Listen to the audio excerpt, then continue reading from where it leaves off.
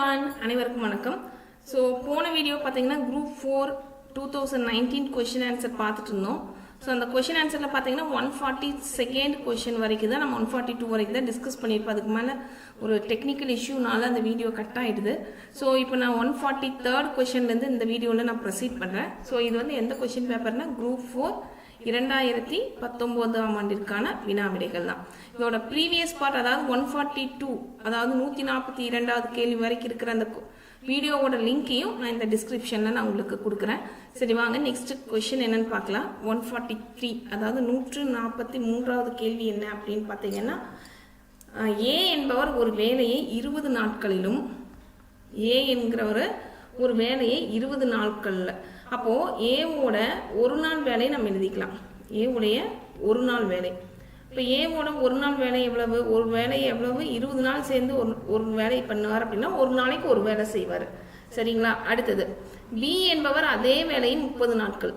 அப்போ பின்னு இன்னொருத்தர் இருக்காரு, அவர் வந்து 30 மொத்த நாட்களில் 30 நாளில் ஒவ்வொரு வேலையை செய்வார். இப்போ ஒரு வேலையை 30 நாளில் செய்கிறாருன்னா ஒரு நாளில் ஒரு வேலை செய்வார். அப்போ பியோட ஒரு நாள் வேலை, பியின் ஒரு நாள் வேலை 1/30. சரி, கொஸ்டின் அடுத்தது என்னன்னு படிக்கலாம். அவ்விருவரும் சேர்ந்து வேலையை செய்து முடிக்க எத்தனை நாட்கள் ஆகும்? அப்போ ஏவும் பியும் சேர்ந்து அப்படின்னா A+B 2 பேரும் சேர்ந்து அந்த வேலையை முடிக்கிறதுக்கு எத்தனை நாள் ஆகும் அப்படின்னு கேட்டிருக்காங்க. இப்போ என்ன பண்ணணும், ஏவோட ஒரு நாள் வேலை வந்து 1/20, அவங்க என்ன 20 நாள் கொடுத்துட்டாங்க, அப்போ 1/20. பியின் ஒரு நாள் வேலை பார்த்தீங்கன்னா பி வந்து 30 நாளில் முடிப்பாருன்னா 1/30. அப்போ A+Bயோட நம்ம என்ன கண்டுபிடிக்கணும்? ஒரு நாள் வேலை. அப்போ நம்ம என்ன பண்ணணும், ஏவோட ஒரு நாள் வேலை வந்து 1/20யும் பியின் ஒரு நாள் வேலை 1/30 நம்ம ஆட் பண்ணலாம். ஸோ இந்த ஆட் பண்ணும்போது 20, 30க்கு நம்ம என்ன பண்ணலாம், எல்சிஎம் எடுத்தீங்கன்னா, இப்போ 2ஆல் வகுப்புடு அப்படின்னு பார்த்தீங்கன்னா 5 2 20, 10ஆலே போட்டுக்கோங்க. 10ஆல் போட்டிங்கன்னா 2 10 20, 3 10 30. ஓகே. ஸோ அப்போ என்ன, இதுக்கு மேலே இதுக்கு பொது காரணி கிடையாது. அப்போ இதோட அப்படியே விட்டுடலாம். அப்போ 10 2 3 இதெல்லாம் பெருக்குனீங்கன்னா 2 3 6. அப்போ 6ஐயும் 10ஐயும் பெருக்குனீங்கன்னா 60. அப்போ எல்சிஎம் வந்து 60. இப்போ எல்சிஎம் வந்து 60 வேணும்னா நம்ம என்ன பண்ணணும், மேலையும் கீழையும் நம்ம ஏதாவது ஒரு நம்பரால் பெருக்கணும். ஸோ அப்போ என்ன பண்ணலாம், இங்கே 60 வேணும்னா மேலையும் கீழையும் 3ஆல் பெருக்குனீங்கன்னா கீழே 60 வரும். அப்போ மேலே 3. இதை வந்து என்னால் 30 இருக்குது, 60 வேணும்னா 2ஆல் பெருக்கணும் மேலையும் கீழே. அப்போ 2/60. இப்போ 2 பேஸ் காமனாக இருக்குது, அப்போது 60. அப்போ மேலே இருக்கிறத டைரெக்டாக ஆட் பண்ணிங்கன்னா 5/60. இதை சுருக்கலாம். 5 5 12 60, 1/12. அப்போது A+Bயின் இருவரும் சேர்ந்து அந்த வேலையை எடுத்துக்கொள்ளும் நாட்கள் என்ன, 12 நாட்கள். ஒரு நாளைக்கு ஒரு வேலைன்னு மொத்தம் 12 நாட்களில் செஞ்சு முடிச்சிருவாங்க. அப்போ A+Bயின் ஒரு நாள் வேலை வந்து 1/12. ஆக மொத்தமாக எடுத்துக்கிற நாட்கள் அவங்க 12 நாட்கள். ஸோ அந்த வகையில் ஆப்ஷன் பி சரியான பதில். அடுத்த கேள்வி, 14 அச்சு கோப்பவர்கள் 5 மணி நேரத்தில் ஒரு புத்தகத்தின் 70 பக்கங்களை முடிப்பர். 10 மணி நேரத்தில் 100 பக்கங்களை முடிக்க எத்தனை அச்சு கோப்பவர்கள் தேவை அப்படின்னு கேட்டிருக்காங்க. இதுக்கு ஒரு ஃபார்முலா இருக்குது. அதாவது P1, Pனா பர்சன்ஸ், ஓகே, ஹெச்னா மணி நேரம், H1. D வந்து இதில் கொடுக்கல, அதனால் இதை நம்ம விட்டுலாம். Wங்கிறது எவ்வளோ வேலை, work, that is equal to P2 H2 D2 divided by W2. So இங்கே D1 D2 பற்றி எதுவும் கொடுக்கல, அதனால் ரெண்டுலேயே இதை விட்டுலாம். இப்போ மீதி என்ன, ஃபஸ்ட்டு ஒன்றில் பார்க்கலாம். பர்சன் 1 H1 W1 என்னன்னு பார்க்கலாம். P1 என்ன அப்படின்னு பார்த்தீங்கன்னா 14 அச்சு கோப்பவர்கள். அப்போ P1 வந்து 14 5 மணி நேரத்தில். அப்போ H1 வந்து 5 மணி நேரம். ஓகே, இது P1, இது H1. ஒரு புத்தகத்தின் 70 பக்கங்களை, அப்போ இது ஒர்க் டன், அப்போ இது W1, அப்போ என்ன 70 ஈக்குவல் டு 10 மணி நேரத்தில், அப்போ ஈக்குவல் டு 10 மணி நேரம். அப்போ P2 அவங்க கொடுக்கல, 10 மணி நேரம் போது இது என்ன H2. 10 மணி நேரத்தில் 100 பக்கங்களை, அப்போ இது W2. அப்போ நம்ம என்ன கண்டுபிடிக்கணும், எத்தனை அச்சு கோப்பவர்கள் தேவை அப்படின்னா செகண்ட் P2 கண்டுபிடிக்கணும். சரிங்களா? இப்போ நம்ம என்ன பண்ணலாம், இதை சிம்பிளிஃபை பண்ணலாம், அவ்வளோதான். இப்போ இதை சிம்பிளிஃபை பண்ணணும்னா என்ன பண்ணலாம், எல்லாத்தையும் ஒரே பக்கம் எடுத்துகிட்டு வந்துடலாம். இல்லைன்னா இப்படியே கூட அடிக்கிறனா கூட அடிச்சுக்கலாம். இல்லைன்னா எல்லாத்தையும் நம்ம எப்பவும் போல் ஒரே பக்கம் எடுத்துகிட்டு வந்துடலாம். P2 ஈக்குவல் டு என்ன, சரி W2 நான் இங்கே எழுதியிருக்கணும். W2 என்ன எழுதியிருக்கணும், 100. ஓகே. ஸோ 100 தானே W2க்கு.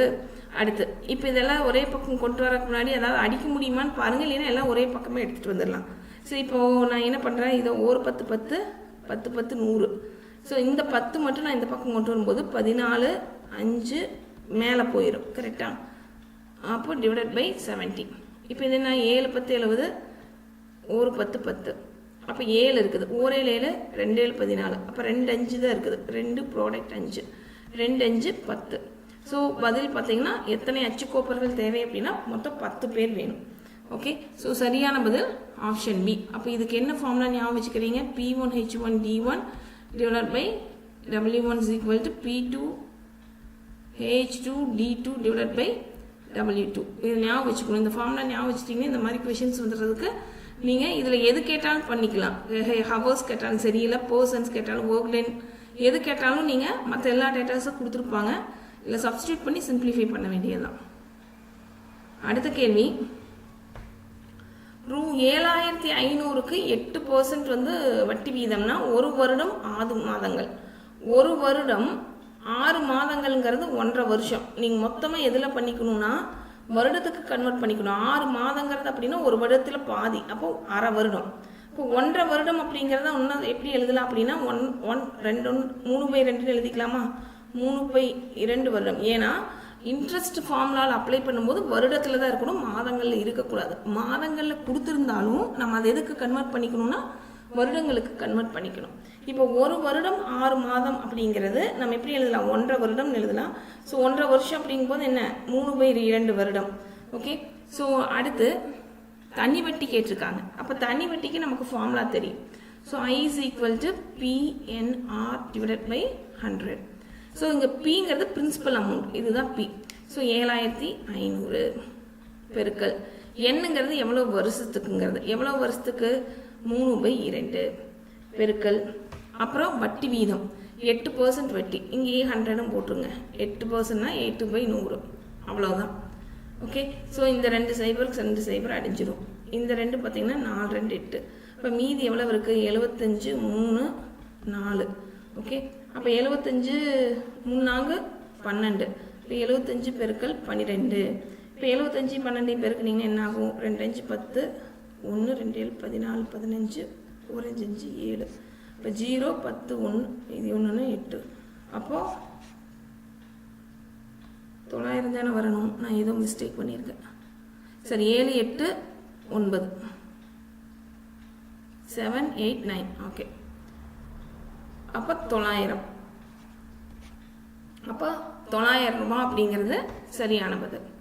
அடுத்த கேள்வி, ஸோ கேல்குலேஷனில் கேர்ஃபுல்லாக போடணும். சின்ன மிஸ்டேக் வந்ததுனால உங்களுக்கு இந்த மாதிரி சின்ன சின்ன மிஸ்டேக் வந்தாலும் ஆன்சர் மாறும். So be careful. இந்த மாதிரி கொஷின்ஸ் போடும்போது ரொம்பவுமே நம்ம கான்சன்ட்ரேஷனோட போடணும். அடுத்த கேள்வி என்ன அப்படின்னு பார்த்தீங்கன்னா, கிரிக்கெட் வீரர் தோனியின் முதல் 30 ஆட்டங்களுக்கான சராசரி ஓட்டம் பார்த்தீங்கன்னா 72 ரன் எடுத்திருக்கிறார். முதல் 30 ஆட்டங்களுக்கு 72 ரன் அப்படின்னு கணக்கிடுறாங்க.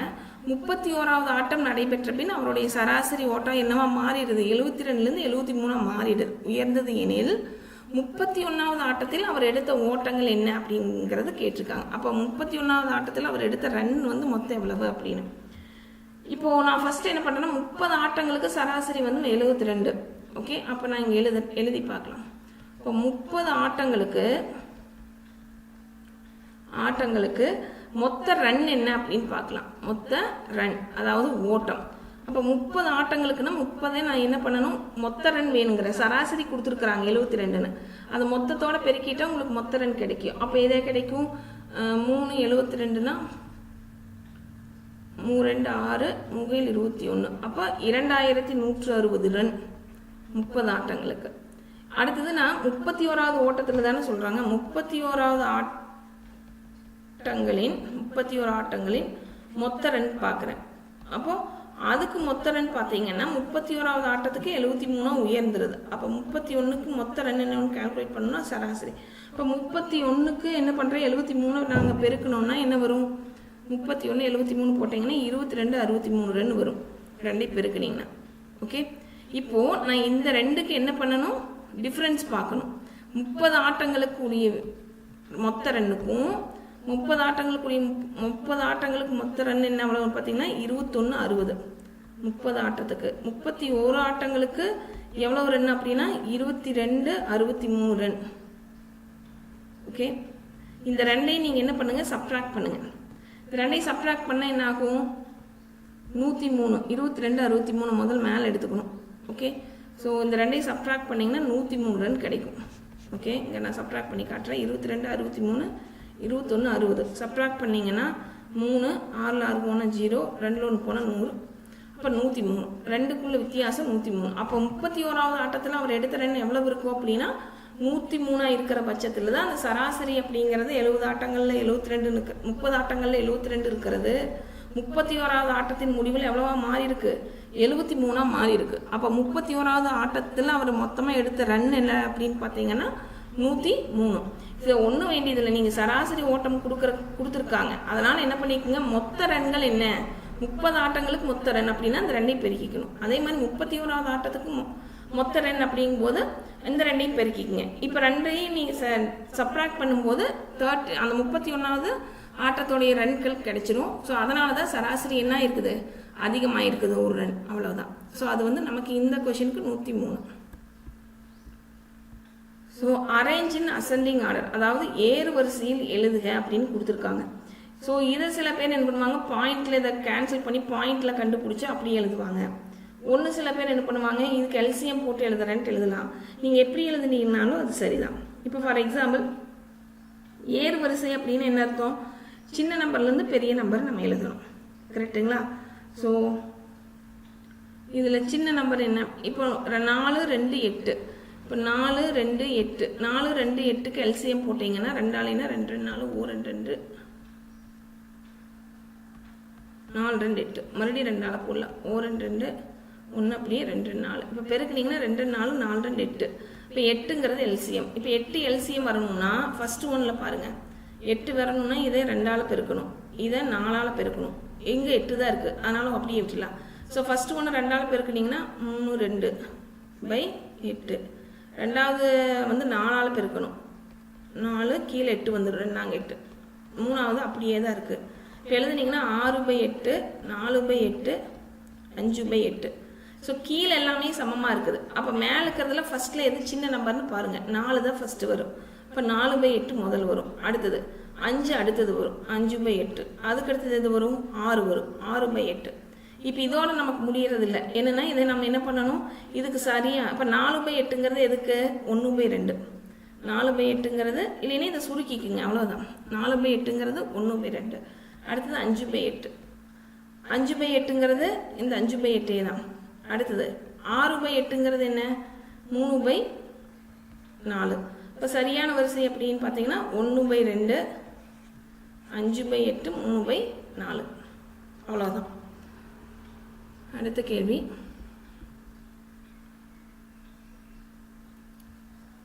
T20 மட்டைப்பந்து போட்டியில் ராசு 50 பந்துகளை எதிர்கொண்டு 10 முறை 6 ஓட்டங்களை எடுத்தார். ஸோ அப்புறம் இதில் பார்த்தீங்கன்னா ராசு அப்படிங்கிறவர் பார்த்தீங்கன்னா 50 பந்துகளை வந்து எதிர்கொண்டு எத்தனை முறை 6 எடுக்கிறாரு, 10 முறை வந்து 6 வந்து ஓட்டங்களை 6 ரன் எடுத்துடுறாரு. அவர் எதிர்கொண்ட பந்துகளில் ஒரு பந்தை சமவாய்ப்பு முறையில் தேர்ந்தெடுக்கும் போது அதில் அவர் 6 ஓட்டங்கள் எடுக்காமல் இருப்பதற்கான நிகழ்தகவு என்ன அப்படிங்கிறாங்க. நல்லா கவனிங்க, அவர் வந்து 10 பாலுக்கு 6 6 அடிச்சிருக்கிறாரு. ஆனால் மொத்தமாக அவர் எதிர்கொண்டது எத்தனை பால் அப்படின்னா 50 பால். மொத்தம் அவருக்கு 50 பால் கொடுக்குறாங்க. அந்த 50 பாலில் 10 பாலில் மட்டும்தான் அவர் எவ்வளவு எடுக்கிறாரு, 6 6 எடுக்கிறாரு. இப்போ கொஸ்டின் என்ன அப்படின்னு பார்த்தீங்கன்னா, அவர் 6 ஓட்டங்கள் எடுக்காமல் இருப்பதற்கான நிகழ்தகவு. அப்போது மீதி 40 பாலில் அவர் எந்த 6மே எடுக்கலை. மீதி 40 பாலில் அவர் எந்த 6 எடுக்கலை. ஒரு 10 பாலுக்கு தான் 6 6 அடிக்கிறாரு. மீதி எத்தனை, மொத்தம் 50 பாலில் 10 போச்சுன்னா 40 பால். 40 பாலில் அவர் எந்த 6ம் எடுக்கலை. இப்போ கொஷின் அதுதான், 6 ஓட்டங்கள் எடுக்காமல் இருப்பதற்கான நிகழ்தகவு அப்படின்னு கேட்டிருக்கிறாங்க. அப்போது 6 ஓட்டங்கள் எடுக்காமல் இருப்பதற்கான நிகழ்தகவு அப்படிங்கும்போது 6 வந்து எவ்வளவு, 40. அப்போ மொத்தம் 50ல் 40 பால் வந்து அப்போ நோ 6, 6 6 எடுக்காமல் இருக்கிறதுக்கு ஓட்டங்கள், அதாவது 6 எடுக்காமல் இருக்கிறதுக்கு நிகழ்தகவு. மொத்தம் 50 பாலில் 40 பாலில் அவர் 6 எதுவும் எடுக்கல. அப்போ இது எவ்வளோ வரும்? 4/5. அடிச்சிங்கன்னா இங்கே 0 0 போயிடும். 4/5. இதுதான் ரொம்ப சிம்பிள் கொஷின் தான். பார்க்குறக்கு லென்த்தியாக இருக்கும்.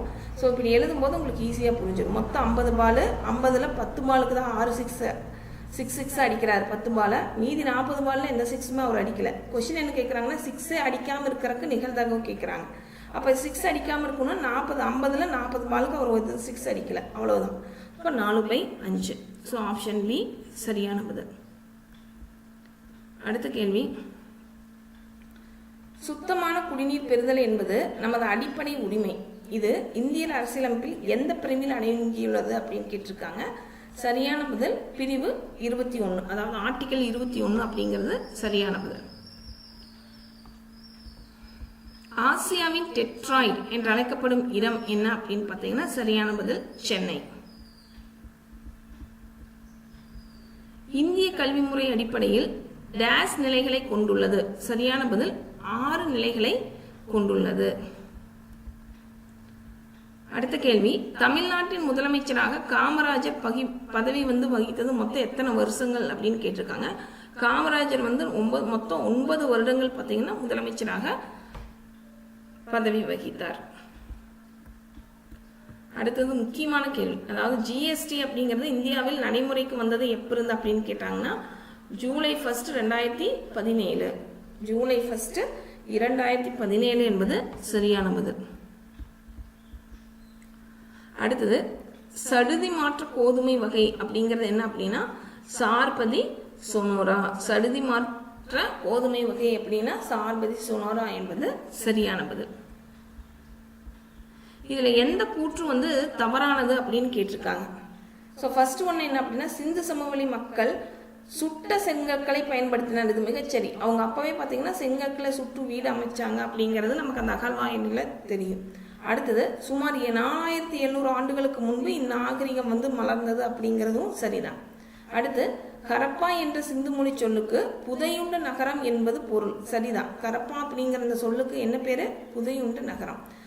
சதுர வடிவிலான நூற்றுக்கணக்கான முத்திரைகள் இங்கு காணப்படுகிறது அப்படிங்கிறது தவறும். சதுர வடிவிலான முத்திரைகள் கிடையாதுங்க. ஓகே, அப்போ இதுல தவறான ஆப்ஷன் பார்த்தீங்கன்னா ஆப்ஷன் பி தான் தவறு. அடுத்த கேள்வி, மத்திய அரசால் விதிக்கப்படும் வசூலிக்கப்படும் மாநிலங்களுக்கு ஒதுக்கக்கூடிய வளங்கள் பற்றி குறிப்பிடும் இந்திய அரசியலமைப்பு சட்டத்தின் சரத்து எண் அப்படின்னு பார்த்தீங்கன்னா அது ஆர்ட் சரத்து 269. மத்திய அரசால் விதிக்கப்படும் வசூலிக்கப்படும் மாநிலங்களுக்கு ஒதுக்கக்கூடிய வளங்கள் பற்றி குறிப்பிடப்படக்கூடிய இந்திய அரசியலமைப்பு சட்டத்தின் சரத்து எண் 269. அடுத்து சரியானது என்னன்னு பார்க்கணும். 2 கொடுத்துருக்காங்க. பாரிபடா, அதாவது காடுகளை பாதுகாத்து பலப்படுத்தும் ஒரு குக்கிராமம் பேர் தான் பாரிபடா அப்படிங்கிறது. அடுத்தது இரண்டாவது என்ன அப்படி கொடுத்துருக்காங்கன்னா இது மகாராஷ்டிரா குஜராத் எல்லையில் அமைஞ்சிருக்கு அப்படின்னு கொடுத்துருக்காங்க. ரெண்டுமே சரிதான். ஏன்னா இது வனங்களை பாதுகாக்கிற ஒரு குக்கிராமம் தான் இது மகாராஷ்டிரா குஜராத் எல்லையில் தான் அமைஞ்சு இருக்கு. ஸோ 2 மற்றும் 1 ரெண்டுமே சரி. 1 2 ரெண்டுமே என்ன சரியானதுதான். அடுத்து இந்திய அளவில் சென்னை நகரம் மெட்ரோ ரயில் சேவை கொண்ட எத்தனாவது நகரம்னு கேட்குறாங்க. ஸோ இது 6th பொசிஷன். இந்திய அளவில் சென்னை நகரம் பார்த்தீங்கன்னா மெட்ரோ ரயில் சேவை கொண்ட டேஸ் நகரம் கேட்டிருக்கிறாங்க. இது என்ன அப்படின்னா 6வது நகரம் என்பது சரியான பதில். அடுத்த கேள்வி, எப்பொழுது ஸ்வச் பாரத் அபியான் பிரதம மந்திரியால் அறிவிக்கப்பட்டது அப்படின்னு கேட்டிருக்காங்க. ஸோ சரியான பதில் 15th August 2014. 15th August 2014. 1951ஆம் ஆண்டு நடைபெற்ற முதல் இந்திய பொதுத் தேர்தலில் போட்டியிட்ட கட்சிகள் எத்தனை அப்படின்னு கேட்டிருக்காங்க. ஸோ மொத்த கட்சிகள் பார்த்தீங்கன்னா 54 கட்சிகள். ஸோ 1951ஆம் ஆண்டு நடைபெற்ற முதல் இந்தியாவில் நடந்த பொதுத் தேர்தலில் போட்டியிட்ட மொத்த கட்சிகளின் எண்ணிக்கை 54. அடுத்து இந்தியாவின் மத்திய தீர்க்கரேகை டேஸ் வழியாக செல்கிறது அப்படின்னு கேட்டிருக்காங்க. அதாவது இந்தியாவோட மத்திய தீர்க்கை எங்கே போனால் மிர்சாப்பூர் வழியாக செல்கிறது என்பது சரியான வரை. இந்தியாவின் மத்திய தீர்க்கரேகை மிர்சாப்பூர் வழியாக செல்கிறது என்பது சரியான பதில். அதே மாதிரி பத்மஸ்ரீ விருது பெற்ற முதல் திருநங்கை யார் அப்படின்னு கேட்டிருக்காங்க. ஸோ பத்மஸ்ரீ விருது பெற்ற முதல் திருநங்கை நர்த்தகி நடராஜ் என்பது சரியான பதில். பத்மஸ்ரீ விருது பெற்ற முதல் திருநங்கை நர்த்தகி நடராஜ். அடுத்து 1857 குடியானவர்கள் அதிகமாக செலுத்த வேண்டிய இந்த வரி என்ன அப்படின்னு பார்த்தீங்கன்னா நிலவரி. ஸோ எந்த டேக்ஸ் வந்து அவங்க அதிகமாக பே பண்ணுற மாதிரி இருந்தால் அப்படின்னா அவங்களோட லேண்ட் டேக்ஸ் தான். ஸோ குடியானவர்கள் அதிகமாக செலுத்த வேண்டிய இந்த வரி நிலவரி. அடுத்த கேள்வி, பம்பாயில் தன்னாட்சி கழகத்தை தோற்றுவித்தவர் யார் அப்படின்னு பார்த்தீங்கன்னா திலகர் என்பது சரியான பதில். பம்பாயில் தன்னாட்சி கழகத்தை தோற்றுவித்தவர் திலகர். அடுத்தது மேட்ச் த ஃபாலோயிங் கேட்டிருக்காங்க. நவீன இந்தியாவின் விடிவெள்ளி அப்படின்னு யாரை சொல்கிறோம் அப்படின்னா ராஜாராம் மோகன் ராய் அவர்கள். இந்து சமயத்தின் மார்ட்டின் லூதர் யார் அப்படின்னு கேட்டிங்கன்னா சுவாமி தயானந்த சரஸ்வதி அவர்கள். நியூ இந்தியா அப்படின்னாவே அன்னி பெசன்ட் அம்மையார் அவர்கள். அடுத்து சூரிய ஒளி மூலம் மின்சாரம் அப்படின்னா ராமகிருஷ்ண மடம். ஸோ இது ஆப்ஷன் பி வந்து இதுக்கு சரியான பதில்.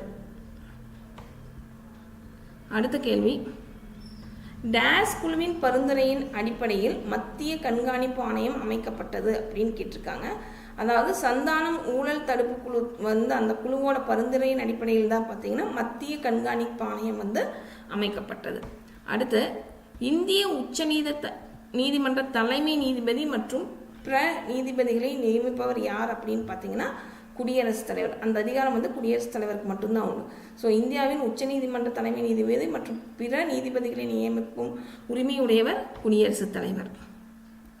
அடுத்து நகர்பாலிகா சட்டம் சார்ந்த சட்ட திருத்தம் வந்து டேஸ்ன்னு கேட்டிருக்காங்க. அதாவது 74வது சட்ட திருத்தம் அப்படிங்கிறது சரியான பதில்.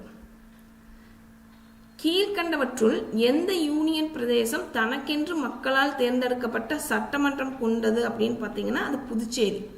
ஸோ இந்த புதுச்சேரி வந்து யூனியன் டெரிட்டரிஸில் ஒரு யூனியன் பிரதேசத்தில். ஸோ இது வந்து தனக்கென்று மக்களால் தேர்ந்தெடுக்கப்பட்ட சட்டம் கொண்டது புதுச்சேரி மாவட்டம் தான். அடுத்து மக்களவையில் மக்களால் நேரடியாக தேர்ந்தெடுக்கப்படும் உறுப்பினர்களோட மொத்த எண்ணிக்கை பார்த்தீங்கன்னா 543. மக்களவையில் மக்களால் நேரடியாக தேர்ந்தெடுக்கப்படும் உறுப்பினர்களின் எண்ணிக்கை 543. ஸோ இந்த கொஷின்ஸ் பார்த்தீங்கன்னா இந்த கொஞ்சம் கொஷின்ஸ் பற்றி பார்த்தீங்கன்னா மிஸ்டேக் இருக்கிறதுனால இது வந்து ஆப்ஷன்ஸில் விட்டுடலாம். அடுத்த கொஷின், 1978 44வது அரசியலமைப்பு சட்ட திருத்தத்தின்படி அடிப்படை உரிமையிலிருந்து நீக்கப்பட்ட உரிமை என்ன அப்படின்னு பார்த்தீங்கன்னா சொத்துரிமை வந்து அடிப்படை உரிமையிலிருந்து நீக்கிட்டாங்க. 1978 44வது அரசியலமைப்பு சட்ட திருத்தத்தில் பார்த்தீங்கன்னா சொத்துரிமை வந்து அடிப்படை உரிமையிலிருந்து நீக்கிட்டாங்க. அடுத்து இந்த கொஷின் அதே மாதிரி சின்ன மிஸ்டேக் இருக்குது, அதனால் நம்ம இதை விட்டுட்டு அடுத்த கொஷின் போகலாம். இதுவும் அதே மாதிரி மிஸ்டேக் இருக்குது. ஸோ இந்த கொஷினை விட்டுட்டு அடுத்த கொஷின் போகலாம். ஸோ 175th கொஷின், மெண்டிபதார் அப்படிங்கிற ரயில் நிலையம் எந்த மாநிலத்தில் இருக்குது அப்படின்னு கேட்டிருக்காங்க. அது வந்து மேகாலயா மாநிலம் என்பது சரியான பதில். மெண்டிபதார் ரயில் நிலையம் எந்த மாநிலத்தில் அமைந்துள்ளது? மேகாலயா. அடுத்து முதல் மொழிவாரி மாநிலம் எது அப்படின்னு பார்த்தீங்கன்னா மொழிவாரியாக முதலாக பிரிக்கப்பட்ட மாநிலம் அப்படின்னா அது ஃபர்ஸ்ட் வந்து ஆந்திரா தான். அடுத்து சிதம்பரம் நடராஜர் ஆலயத்தின் கூரைக்கு பொற்கூரை வேய்ந்தவர் யார் அப்படின்னா முதலாம் பராந்தகன் என்பது சரியான பதில். சிதம்பரம் நடராஜர் ஆலயத்தின் கூரைக்கு பொற்கூரை வேய்ந்தவர் முதலாம் பராந்தகன்.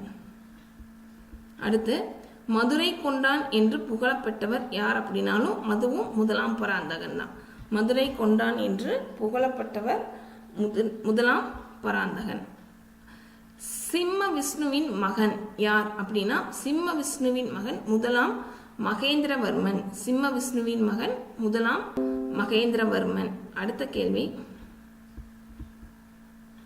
மேற்கு மத்திய ரயில்வேயின் தலைமையிடம் எங்க இருக்கு அப்படின்னு பார்த்தீங்கன்னா ஜபல்பூர். மேற்கு மத்திய ரயில்வேயின் தலைமையிடம் அமைந்துள்ள இடம் ஜபல்பூர். அடுத்து எது வந்து கரெக்டாக மேட்ச் ஆயிருக்கு அப்படின்னு பார்க்கணும்.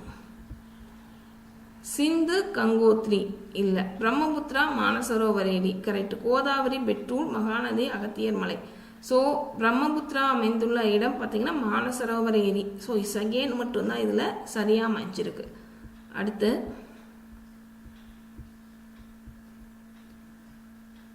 பின்வரும் புரோகாரியேட்டு செல்கள் பற்றிய கூற்றுகளில் எவை சரியானவை? இதற்கு தெளிவான உட்கரு கிடையாது. இது சரியானதுதான். நியூக்ளியோசிஸ் காணப்படுகிறது, தவறு. மைட்டாசிஸ் மற்றும் மியாசிஸ் செல் பிரிதல் நடைபெறுகிறதுங்கிறதும் தவறு. சவ்வினால் சூழப்பட்ட செல் நுண்ணுறுப்புகள் கிடையாது என்பது சரியானது. அப்போ ஃபர்ஸ்ட்டும் ஃபோர்த்தும் மட்டும் கரெக்ட். 1, 4 ஆப்ஷன் பி 1 மற்றும் 4 சரியானவை. அடுத்த கேள்வி, பின்வருவற்றில் சரியானது எது அப்படின்னு சொல்லி கேட்டிருக்காங்க. அதாவது சுவாச வீதம் அப்படிங்கிறது என்ன அப்படின்னா வெளியிடப்படும் CO2 அதாவது கார்பன் டை ஆக்சைடின் அளவு டிவைடட் பை பயன்படுத்தப்படும் O2 அதாவது ஆக்சிஜனின் அளவு. இது இரண்டோட விகிதம் தான் சுவாச வீதம் அப்படிங்கிறத நம்ம கணக்கிடுறோம். அதாவது எது கரெக்ட்னா ஆப்ஷன் ஏ தான். அதாவது வெளியிடப்படும் கார்பன் டை ஆக்சைடின் அளவு டிவிஷன் பயன்படுத்தப்படும் ஆக்சிஜனின் அளவு. ஓகே, அதாவது எப்படி எதுனா வெளியிடப்படும் CO2 அளவு டிவைடட் பை பயன்படுத்தப்படும் O2 அளவு. ஓகே, இதை வச்சு தான் நம்ம சுவாச வீதம் கணக்கிடுறோம்.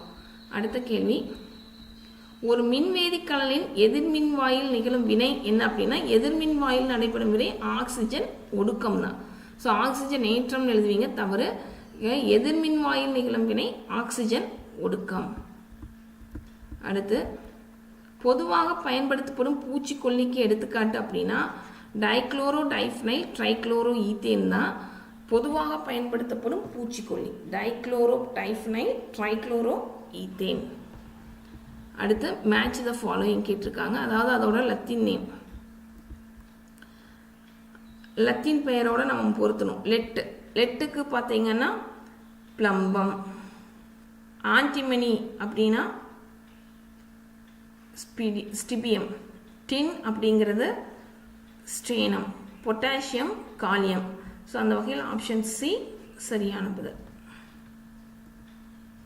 அடுத்து, 2 மீட்டர் குவிய தொலைவுடைய குழி லென்ஸின் திறன் எவ்வளவு இருக்கும் அப்படின்னு பார்த்தீங்கன்னா 2 மீட்டர் இருக்கக்கூடிய குவி லென்ஸினோட குவிய தொலைவுடைய குழி லென்ஸினுடைய திரை வந்து -0.5 டயாஃபராக இருக்கும், -0.5 டயாப்டர். அடுத்து,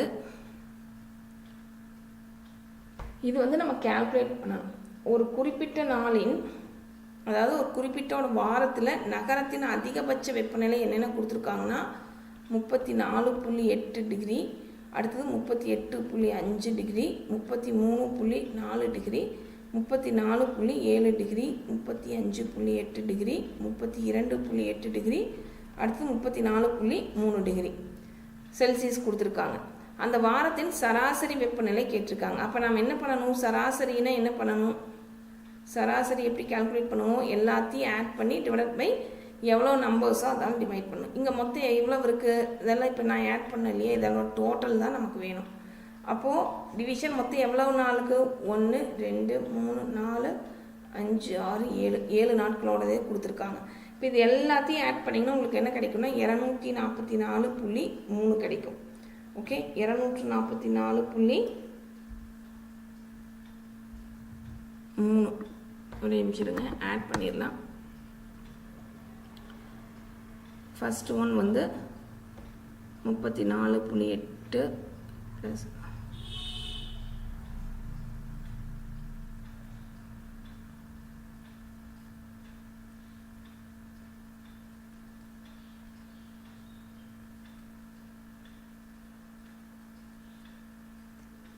சரிதான். 244.3 என்பது சரி.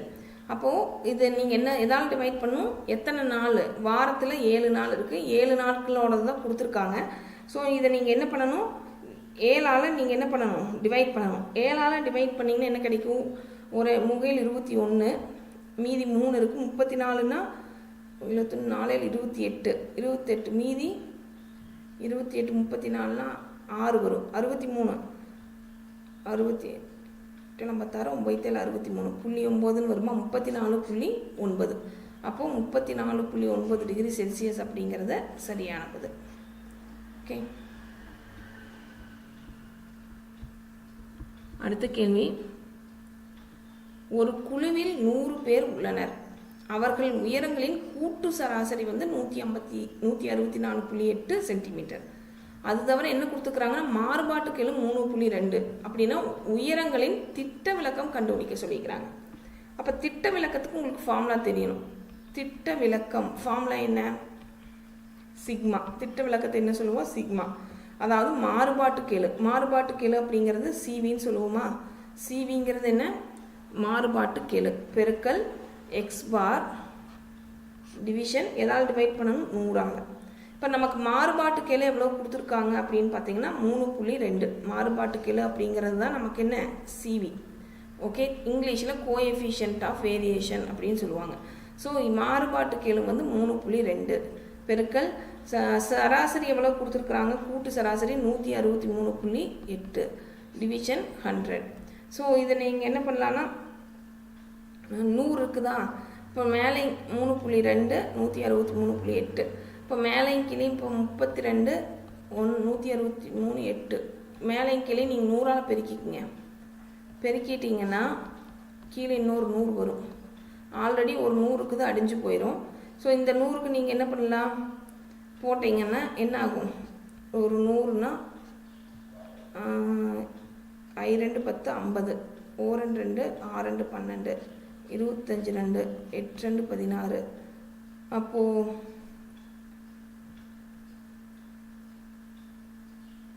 8 பெருக்கல் 16 38/25.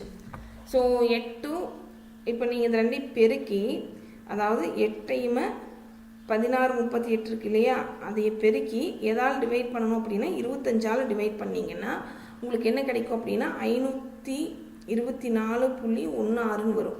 ஆல்ரெடி நம்ம இதை 100ஆல் மேலே கீழே பெருக்கி இருக்கிறதுனால 2 புள்ளி தள்ளி வைக்கணும். அப்போ 5.2416. இப்போ நமக்கு என்னதான் 5.24 இருக்குது, அவ்வளோதான். ஓகே, இது ஜஸ்ட்டு ஃபார்முலாவில் அப்ளை பண்ணி மல்டிப்ளை பண்ணி என்ன பண்ணுறீங்க? சிம்பிளிஃபை பண்ணுறீங்க, அவ்வளோதான். அடுத்த கேள்வி, ரீனா மற்றும் உஷாவின் தற்போதைய வயதுகள் முறையே 24 வருடங்கள் மற்றும் 36 வருடங்கள். அப்போ ரீனா அப்படின்னு 36 எனில் 8 ஆண்டுகளுக்கு முன்பு உஷா மற்றும் ரீனாவின் வயது விகிதம் என்னவா இருக்கும்? ஃபஸ்ட்டு ரீனாவோட வயசு 24, உஷாவோட வயசு 36 கொடுத்துட்டாங்க. 8 ஆண்டுகளுக்கு முன்பு ரீனா, உஷாவோடது 36. 8 வருஷத்துக்கு முன்னால் அப்படின்னா 36லேருந்து 8 குறைச்சிக்கணும். ரீனாவுக்கு பார்த்தீங்கன்னா 24, 8 வருஷத்துக்கு முன்னாடினா 24 குறைச்சிக்கணும். ஃபஸ்ட்டு உஷாவோடது எழுதணும். 36ல் 8 போக மீதி எவ்வளோ வரும்? 28 வரும். இது 24ல் 8 போக 16 வரும். இதோட விகிதம் கேட்டிருக்காங்க. இப்போ ஈஸ்ட் போட்டுருங்க. 28 16 காமன் அடிக்க முடியுமா அப்படின்னா பண்ணலாம். 4 அடிக்கலாம். 4 16, இது 7 28, 7:4, 7:4 இருக்கான்னு பாருங்கள். ஆப்ஷன் இருக்குது, கவனிங்க. இங்கே 4:7 இருக்குது. நமக்கு முதல் உஷா, அடுத்தது ரீனா தான் எழுதணும். மாற்றி எழுதுனீங்கன்னா இந்த ஆன்சர் தான் வரும், தவறாயிரும். ஓகே, ஃபஸ்ட்டு உஷா, அடுத்தது ரீனா, அது ஞாபகம் வச்சுக்கோங்க, அவ்வளோதான். ஸோ இது ரொம்ப சிம்பிள் கொஷின். அடிக்கடி இந்த மாதிரி சிம்பிளிஃபிகேஷனில் கொஷின்ஸ் கேட்டுகிட்டா தான் இருக்காங்க. ஸோ இது நம்ம என்ன பண்ணலான்னா, இப்போ நார்மலாக உங்களுக்கு தெரியும் A⁴ என்னன்னா இது எப்படி எழுதலாம்? A⁴mn எழுதலாம். இது ஒரு ப்ராப்பர்ட்டியாக நம்ம படிச்சிருப்போம். ஸோ இப்போ இங்கே பாருங்கள், 3ல் 3 மடங்கு, அதோடைய -2 மடங்குன்னு இருக்குது. அப்போது இப்போ இது என்ன பண்ணணும்னா, இப்போ இந்த 2 பெருக்குனிங்கன்னா என்ன ஆகும்? 3 -6 பெருக்கல் 2 2 3 -6 டிவிஷன் 4 2 8 2⁻−8 பெருக்கல் மீதியை அப்படி எழுதுங்க. இப்போ நெகட்டிவ்ல இருக்கிறதுனால நம்ம என்ன பண்ணிக்கலாம்னா, இப்போ யூஸ்வலாகவே என்ன பாருங்கள், நான் ஒன்று சொல்ல கவனிங்க. இப்போ 2 ஸ்கொயர்னு இருந்தால் அப்படியே எழுதிக்கலாம். இப்போ 1/2 இதை மேலே கொண்டு போனால் எப்படி எழுதுவோம்? 2⁻−2ன்னு எழுதுவோம். ஓகே, ஸோ இந்த டேர்மை மேலே கொண்டு போனால் என்ன எப்படி எழுதலாம்? 2⁻−2. அப்போ எல்லாமே நெகட்டிவில் இருக்குது. அப்போ இதை கீழே கொண்டு வாங்க, இதையே மேலே கொண்டு போங்க, அவ்வளோதான். அப்போ மேலே கீழே கொண்டு போனீங்கன்னா ஃபஸ்ட் டைம் இது 3⁻+6 ஆயிரும். ஓகே, பெருக்கல் 2⁻+6 ஆயிரும். கீழே இருக்கிறத மேலே கொண்டு போனால் 2⁻−8ங்கிறது +8 பெருக்கல் 3⁻4 பெருக்கல் 4². அவ்வளோதான். இதை நம்ம என்ன பண்ண போகிறோம்? சிம்பிளிஃபை பண்ணிங்கன்னா வேலை முடிஞ்சது. ஸோ இதை எப்படி சிம்பிளிஃபை பண்ணலாம்? 2⁻6 இருக்குது. அப்போ இங்கே போக 2² பெண்டிங் இருக்கும். அப்போ இங்கே 3/6 இருக்குது, இங்கே 3⁻4 போக இங்கே 3⁻2 இருக்கும். ஸோ இன்னொரு ஸ்டெப் எழுதிக்கலாம். அப்போ 2² 4² டிவிஷன் 3² இருக்குது. ஸோ இது 3 ஸ்கொயர்னா எவ்வளோ வரும்? 9 வரும். ஓகே, ஸோ இது என்ன? 2 2 4. அப்போது 4 பெருக்கல் 4 ஸ்கொயர் டிவைடட் பை 3 ஸ்கொயர்னா 9. இப்போது நன்னாங்க 16 16 நாங்க 64/9. ஸோ இது வந்து என்ன பண்ணலான்னா கலப்பு பின்னமாக எழுதிக்கலாம். அப்போது 9ஆல் போட்டிங்கன்னா எத்தனை முறை வரும்? 9 7 63, 64 மீதி 1. அப்போ 7 1/9. So option C. That's all. So ரொம்ப சிம்பிள் கொஷின். அடுத்த கேள்வி, ஒரு கனசதுரத்தோட மொத்த வலைப்பரப்பு வந்து 384 மீட்டர் ஸ்கொயர். அப்படின்னா அதனுடைய பக்கம் வந்து எவ்வளவுன்னு கேட்டிருக்காங்க. ஸோ ஒரு கனசதுரத்தோட மொத்த பரப்புக்கு ஃபார்முலா தெரியும். கனசதுரத்தின் மொத்த பரப்புக்கு நமக்கு ஃபார்முலா தெரியும். மொத்த பரப்பு ஃபார்முலா வந்து 6a². அப்போது நமக்கு என்ன கொடுத்துருக்காங்க? 6a² மொத்த பரப்பு என்னன்னு கொடுத்துட்டாங்க? 384 மீட்டர் ஸ்கொயர்னு கொடுத்துட்டாங்க. ஸோ இதில் 6 அடிச்சிட்டிங்கன்னா என்ன கிடைக்கும்? 6 36 மீதி 2 4 24. அப்போ a²ங்கிறது 64. அப்போ எனக்கு என்ன வேணும்? பக்கம் தான் வேணும், அதாவது a தான் வேணும். இப்போ ஸ்கொயர் ரூட் எடுத்திங்கன்னா என்ன வரும்? 64. a² 64, ஏங்கும்போது 2 பக்கம் ரூட் எடுக்கிறீங்க. இப்போ 8 வருமா? இப்போ 8 மீட்டர். ஓகே, 8 மீட்டர் அப்படிங்கிறது சரியான பதில். அடுத்த கேள்வி, இந்த LCM GCD கண்டுபிடிக்கிறதுக்கு நான் செப்பரேட்டாகவே நிறைய வீடியோஸ் கொடுத்துருக்கேன். ஸோ எல்லா எக்ஸாம்ஸ்லையும், நாட் ஓன்லி TNPSC, ஸோ மற்ற எல்லா எக்ஸாம்ஸ்லையுமே இந்த LCM GCD சார்ந்த கணக்குகள் கண்டிப்பாக எதிர்பார்க்குற மாதிரி இருக்குது. ஸோ பொதுவாக சொல்லணும்னா LCM அப்படின்னா எப்படி ஞாபகம் வச்சுக்கணும்னா, ஸோ பெரிய எண் மற்றும் எல்லா மிகவும் பெரியதாக இருக்கணும், எல்லாத்தையும் எடுக்கணும். LCMனு எப்படி எடுத்துக்கணும்? என்ன நம்பராக இருக்கும்? பெரிய எண்ணாக இருக்கணும். அதே நேரத்தில் பெரியது அனைத்தும் இருக்கிறதுலேயே பெரிய எண் அதுதான், LCM தான். அனைத்து எண்களையும் எடுத்துக்கணும். இதே GCD அப்படின்னா அதுக்கு ஆப்போசிட், அதாவது மீப்போவா அப்படின்னா அது என்னென்னா சிறியதாக எடுக்கணும், அது பொதுவானதை எடுக்கணும். சிறியது பொதுவானதை எடுக்கணும். இதை நான் வச்சுட்டிங்கன்னா போதும், எதை வேணால் கேட்டால் கொஷின் ஆன்சர் பண்ணிடலாம். ஸோ இந்த மாதிரி தான் நம்ம கொஷின்ஸ் அதில் போட்டிருப்போம். GCD okay, greatest common divisor இல்லைன்னா HCF ரெண்டும் ஒன்று தான். ஓகே, ஸோ நம்ம இப்போ LCM தான் கேட்டிருக்காங்க. அப்போ LCMனா பெரியது அனைத்தும். இப்போ 3 கொடுத்துருக்காங்க. 3a-1 2a-1 whole square a² -1 இருக்குது. இப்போ நான் இது இப்போ எழுதுகிறேன் பாருங்கள். 3 எப்பவுமே இப்படி தான் எழுதிக்கணும். ஓகே, அப்போ தான் எடுக்கிறதுக்கு சௌரியமாக இருக்கும். ஃபஸ்ட்டு ஒன்று 3a-1, செகண்ட் ஒன்று 2 டைம்ஸ் a-1 ஹோல் ஸ்கொயர். அடுத்தது இந்த a² -1 பிரிக்க முடியுமான்னு பாருங்கள். இது a² - b² ஃபார்மேட்டில் இருக்கா? a² - b² எப்படி எழுதலாம்? a + b ப்ராடக்ட் a - bன்னு எழுதலாம். அப்போ a² -1 எப்படின்னா 1 ஸ்கொயர்னு அர்த்தம். அப்போ இது எப்படி எழுதலாம்? a + 1 a - 1 எழுதலாமா? ஸோ இங்கே இது எப்படி எழுதலாம்? a + 1 a - 1 எழுதலாம். ஸோ நான் இங்கே என்ன எழுதுகிறேன்? ஃபஸ்ட்டு a - 1 எழுதிக்கிறேன். இங்கே எல்லாம் a - 1 ஃபஸ்ட் இருக்குது, அடுத்து a + 1, அவ்வளோதான். இப்போ நான் LCM எடுக்கும்போது என்ன பார்க்கணுன்னா, அதாவது மீச்சியமாக பார்க்கும்போது பெரியது 3 எவ்வளவு? 6 எடுத்துக்கலாம். அடுத்தது இந்த a - 1ல் பாருங்கள், எல்லாத்துலேயுமே a - 1 இருக்குது. அதில் பெரிய பவர்னு இந்த செகண்ட் டேர்ம் தான் இருக்குது. அப்போ a - 1 ஹோல் ஸ்கொயர் எடுத்துக்கலாம்.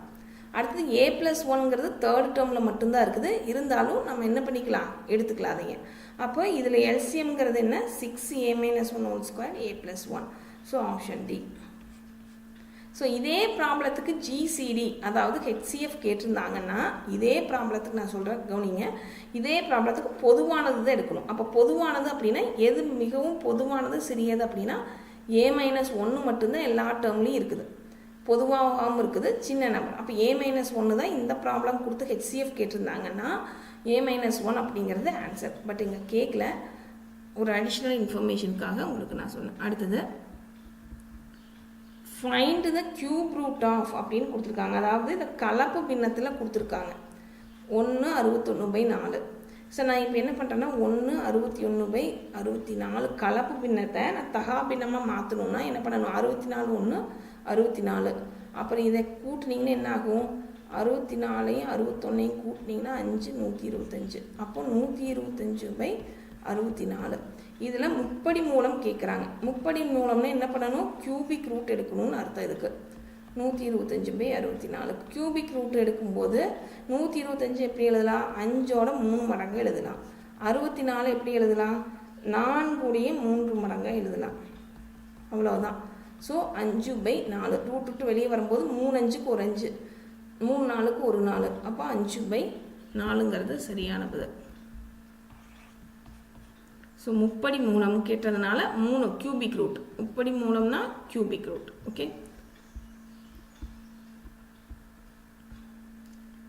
அடுத்து 2 உருளைகளின் உயரங்கள். அப்போ 2 உருளையோட உயரங்கள் என்ன கொடுத்துக்கிறாங்கன்னா 1:2.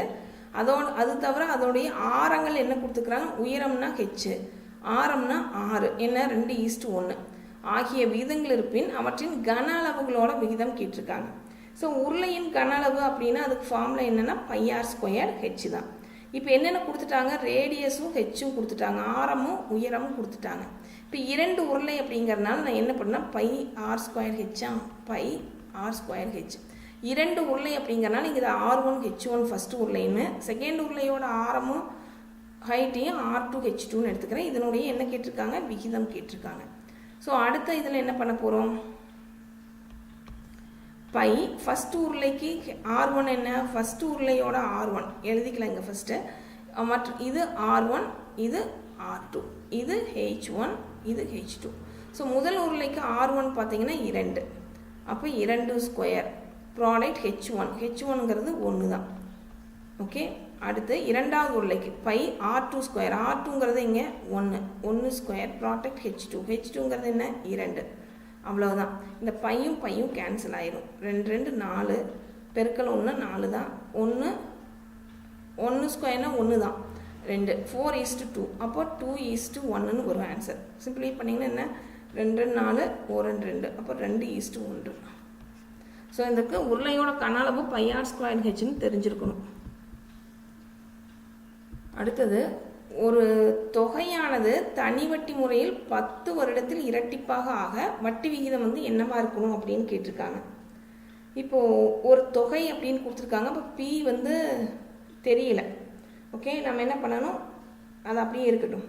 ஸோ ஒரு தொகையானது தனி வட்டி முறையில் ஓகே 10 வருடத்தில் இரட்டிப்பாக ஆக, அப்பாவது ஐ பி, அதாவது வட்டி அசலாக மாறுது அப்படின்னா வட்டி வீதம் என்னவா இருக்கணும்? ஆர் என்னன்னு கண்டுபிடிக்கணும்.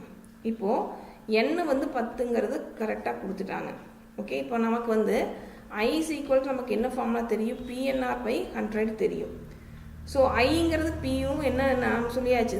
தனி வட்டி முறையில் பார்த்திங்கன்னா 10 வருடத்தில் இரட்டிப்பாகுது. ஒரு தொகைங்கிறது தனி வட்டி முறையில் 10 வருடத்தில் இரட்டிப்பாகுதுன்னா அப்போ இன்ட்ரெஸ்ட் பிரின்சிபல் 2 என்னவா இருக்கும்? சேம். ஸோ அப்போது I P PNR/100. இப்போ என்ன ஆகுன்னா பி கேன்சல் இருக்கட்டும், அடுத்த டேர்ம் எழுதிக்கலாம். பி என்னங்கிறது எவ்வளவு? 10 வருடத்தில். 6 தான் கண்டுபிடிக்கணும் by 100. ஓகே, ஸோ இங்கே பி கேன்சல் ஆயிரும். ஸோ இது போட்டிங்கன்னா என்ன ஆகுனா 1 10 10 10 10 100. அப்போ ஆர் ஈக்குவல் டு என்ன? 10%. R equal to 10%. ஸோ வட்டி என்னவா இருக்கணும்? வட்டி வீதம் 10%ங்கிறது சரியான பதில். ஸோ இது பார்த்திங்கன்னா ஒரு பெருக்குத்தொடர் வரிசையில் பார்த்திங்கன்னா செகண்ட் டேர்மும் தேர்ட் டேர்மும் கொடுத்துருக்காங்க. T2 T3 கொடுத்துருந்து பொது விகிதம் என்ன அப்படின்னு கேட்டிருக்காங்க. எப்பவுமே செகண்ட் டேர்ம் தேர்ட் டேர்ம் கொடுத்தாங்கன்னா ஒரு பெருக்குத்தொடர் வரிசையை பொறுத்த வரைக்கும் நம்ம எப்படி கண்டுபிடிப்போம்னா B/Aங்கிறது என்னவா இருக்கும்? B/A அப்படிங்கிறது அந்த காமன் டிஃப்ரென்ஸு ஈக்குவலாக இருக்கும். ஓகே, B/Aங்கிறது அந்த டிக்கு ஈக்குவலாக இருக்கும். Second term minus first term, division first term. இதே ஏபியாக இருந்ததுன்னா கூட்டுத்தொடர் வரிசைன்னா என்ன பண்ணுவீங்க? சப்ராக்ட் பண்ணுவீங்க.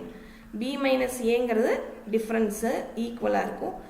இது பெருக்கத்தொடர் வரிசைன்னா நீங்கள் டிவிஷன் எடுப்பீங்க. ஓகே, B/A ஈக்குவல் டு அந்த ரேஷியோன்னு சொல்லுவோம் R இங்கே. ஓகே, ஸோ இப்போ நம்ம செகண்ட் டேர்மு தேர்ட் டேர்ம் கொடுத்துருக்காங்க. அப்போ நம்ம என்ன பண்ணணும்னா third term by second term தான் போடணும். என்ன பொது விகிதம் கேட்டிருக்காங்க, அதாவது காமன் ரேஷியோ என்ன, காமன் ரேஷியோ என்ன அப்படின்னு கண்டுபிடிக்க சொல்லலாம். அப்போ T3ங்கிறது என்ன? 1/5. டிவிஷன் T2ங்கிறது 3/5. ஸோ இதை பார்த்தீங்கன்னா 1/5, இதை மேலே கொண்டு போனீங்கன்னா 5/3ன்னு எழுதிட்டிங்கன்னா அடிக்கிறதுக்கு ஈஸியாக இருக்கும். That is equal to 1/3. So second option 1/3 சரியான பதில். ஸோ இதே கூட்டுத்தொடர் வரிசைன்னு கொடுத்துருந்தாங்க என்ன பண்ணணும், second term minus first term போட்டிங்கன்னா டிஃப்ரென்ஸ். பெருக்குத்தொடர் வரிசைனா second term division first term போட்டிங்கன்னா அது ரேஷியோ, காமன் ரேஷியோ. ஓகே, இது ஞாபகம் வச்சுருக்கணும். ஏன்னா இது சம்மந்தப்பட்ட கேள்விகள் நிச்சயமாக நம்ம என்ன பண்ணலாம், எதிர்பார்க்கலாம். ஸோ பாருங்கள், கீழே அடுத்த கொஷின் அதே தான் கேட்டிருக்காங்க. அதாவது A1ங்கிறது -1னா A1 வந்து -1, A1 -1 ஃபைண்ட் A2 A3 இதுலேருந்து கண்டுபிடிங்க அப்படின்னு சொல்லி கொடுத்துருக்காங்க. இப்போ A1 -1 இருக்கட்டும், இந்த டேர்மில் n-க்கு 2 கொடுக்கலாம். இப்போ n-க்கு 2 கொடுத்தீங்கன்னா A2 = இங்கே ஃபஸ்ட்டு டேர்ம் என்ன ஆகும், A2 - 1 டிவைடட் பை 2 + 2 ஆகும். A2 - 1னா A1/4. ஆல்ரெடி A1 நமக்கு என்ன தெரியும், 4 -1ன்னு தெரியும். ஸோ -1/4. இப்போ A2 வந்து -1/4 இங்கே இருக்குது, இங்கேயும் இருக்குது. ஓகே, சரி. அடுத்தது A3 கண்டுபிடிக்கணும். அப்போ n-க்கு என்ன போடணும், 3 கொடுக்கணும். ஸோ n-க்கு 3 கொடுத்தீங்கன்னா A3 = இந்த டேர்மில் A3 - 1 division 3 + 2. A3 - 1ங்கிறது A2 divided by 5. A2 என்ன கண்டுபிடிச்சிருக்கேன் நான், -1/4ன்னு இப்போ கண்டுபிடிச்சிருக்கோம், டிவிஷன் 5. அப்போ -1/, that is equal to -1/4 5 20, -1/20. அப்போ இதுதான் ஆக்சுவலாக இது +1/20ன்னு இருக்குது. அப்போ இது தவறு. ஸோ ஆப்ஷன் டி சரியான பதில். ஸோ -1/4 -1/20 அவ்வளோதான். இது ஜஸ்ட் நீங்கள் என்ன பண்ணுறீங்க, n-க்கு வந்து வேல்யூ சப்ஸ்டியூட் பண்ணுறீங்க, 2ம் 3யும் சப்ஸ்டியூட் பண்ணி என்ன வருது அப்படிங்கிறத இங்கே நம்ம சொல்கிறோம், அவ்வளோதான். அடுத்து இது நிறையா டைம் இந்த கொஷின்ஸ் வந்து ரிப்பீட் ஆகிட்டே இருக்குது. நாட் ஓன்லி இது TNUSRB கொஷின்ஸ் பார்த்தீங்கன்னா இது கண்டிப்பாக ஒரு 2 வருஷம் கொஷினில் பார்க்கும்போது இந்த கொஷின் இருந்துகிட்டே இருக்குது. அதாவது என்ன அப்படின்னா, முதல் n இயல் எண்களின் வந்து கூட்டு தொடர் கண்டுபிடிக்கிறதுக்கு நமக்கு ஃபார்முலா தெரியும். யூஸ்வலாகவே 1 + 2 + up to etc + n அப்படின்னா n × n + 1 டிவிஷன் 2. அதே கியூபிக்காக இருந்ததுன்னா n1³ + 2³ + etc n³ அதுக்கு ஃபார்முலா என்ன, n × n + 1 divided by 2 the whole square. இதுதான் ஃபார்முலா. ஸோ இது தெரிஞ்சிருந்தால் தான் இதை நம்ம போட முடியும். ஏன்னா இங்கே என்ன கொடுத்துருக்குறாங்கன்னா 1 + 2 + 3 up to etc என்னங்கிறது கேவாக இருந்ததுன்னா 1³ 2³ 3³ up to etc n³ என்னவா இருக்கும், அதனுடைய ஸ்கொயராக இருக்கும். அப்போ இது என்னவா இருக்கும், k². அப்போ அதுக்கு உங்களுக்கு இந்த கான்செப்ட் தெரிஞ்சிருக்கணும். ஆப்ஷன் ஏ சரியான பதில். ஓகே, ஆக்சுவலாக ஃபார்முலா வைஸ் பார்த்தீங்கன்னா n × n + 1 டிவைடட் பை 2 போட்டிங்கன்னா முதல் n இயல்களின் கூட்டுத்தொடர் கண்டுபிடிக்கலாம். இதுக்கு ஃபார்முலா என்ன, அதே n × n + 1 டிவைடட் பை 2 தான். பட் என்ன வரும், ஹோல் ஸ்கொயர்னு வரும். ஆனால் இங்கே n × n + 1 டிவைடட் பை 2 என்னன்னு கொடுத்துட்டாங்க, கேன்னு கொடுத்துட்டாங்கன்னா அப்போ இதுக்கு என்னவா இருக்கும், உங்களுக்கு வேல்யூ என்னவா இருக்கும், k⁴2. அவ்வளோதான். ஸோ ரொம்ப சிம்பிள். இது நீங்கள் எதுவுமே சிம்பிளை பண்ண வேண்டியதில்லை. ஸோ இந்த last question of this question paper என்ன அப்படின்னா, இதுவும் பெருக்குத்தொடர் வரிசை தான் கொடுத்துருக்குறாங்க. பெருக்குத்தொடர் வரிசையோட பொது விகிதம் கண்டுபிடிக்க சொல்லிக்கிறாங்க. நீங்கள் எது வேணால் எடுத்துக்கலாம். இந்த second term minus first term எடுத்துக்கலாம், இல்லைன்னா third term minus second term, எப்படி வேணால் எடுக்கலாம். இப்போ நான் வந்து ஃபஸ்ட் இதை எடுத்துக்கிறேன்னு வைங்க. அதாவது ஏ செகண்ட் டேர்ம், அதாவது AM டிவிஷன் AM - n இப்படி எடுத்தோன்னா என்னாகும், முதல்ல இதை மேலே கொண்டு போய்க்கலாம். அது A⁴m. இது மேலே போனால் என்னாகும், -m + n மாறும். இது மேலே போகும்போது பவர் மைனஸாக மாறும் இல்லையா. அப்போ mm கேன்சல் ஆயிரும், A⁴n கிடைக்கும். ஸோ அப்போ நான் ஆன்சர் கொடுக்கலாம். இல்லை நான் அதை எடுக்கல, நான் இந்த ரெண்டையும் எடுத்துக்கிறனால அதுவும் உங்களுக்கு கரெக்டாக தான் ஆன்சர் கிடைக்கும். அப்போ நீங்கள் இந்த 2 டேர்ம் பார்க்கணும். அப்போ தேர்ட் டேர்ம் என்ன, A⁴m + n divided by second term A⁴n. இப்போ இதில் என்ன ஆகும் அப்படின்னா, ஒரு A⁴m போயிடும், மீதி எது மட்டும்தான் இருக்கும், A⁴n மட்டும் இருக்கும். அவ்வளோதான். ஸோ எந்த 2க்கு இடையில நீங்கள் விகிதம் எடுத்தீங்கனாலும் விகிதம் பொதுவாக தான் இருக்கும். அதுதான் அந்த ஜிபியோட மெயின் கான்செப்டே, அதுதான் பெருக்குத்தொடருக்கு. ஸோ A⁴n என்பது சரியான பதில். ஸோ அப் டு திஸ் இந்த கொஷின் பேப்பர் முடிஞ்சது. மீண்டும் இன்னொரு கொஷின் பேப்பரோட உங்களை மறுபடியும் சந்திக்கிறேன். நன்றி, வணக்கம்.